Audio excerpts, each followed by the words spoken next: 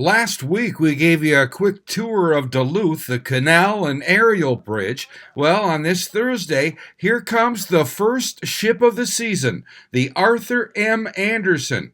767 feet long, it hauls iron ore and built in 1952 in Ohio.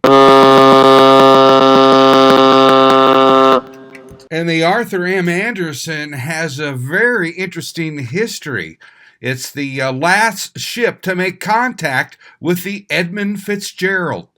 Reading from its history here, on sunny November 9th, 1975, the Anderson departed Two Harbors, Minnesota, into Lake Superior with a load of iron ore for Gary, Indiana. Shortly after departure, she was overtaken by the Edmund Fitzgerald, which had left Superior 2 hours earlier. The two captains, Captain Jesse B. Cooper of the Anderson and Captain Ernest M. McSorley of the Fitzgerald, agreed to run together, maintaining radio and radar contact with each other on their Lake Superior transit through the forecasted storm, taking the longer route following the Canadian shore.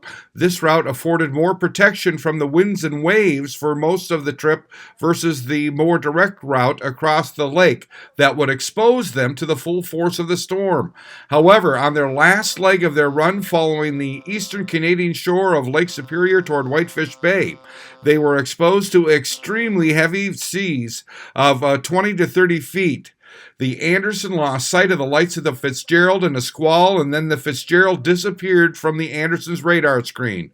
Emerging from the squall, the lights of the Fitzgerald were also gone. Repeated radio calls to the Edmund Fitzgerald went unanswered, and no ships either in or leaving Whitefish Bay reported seeing the Fitzgerald come off the lake.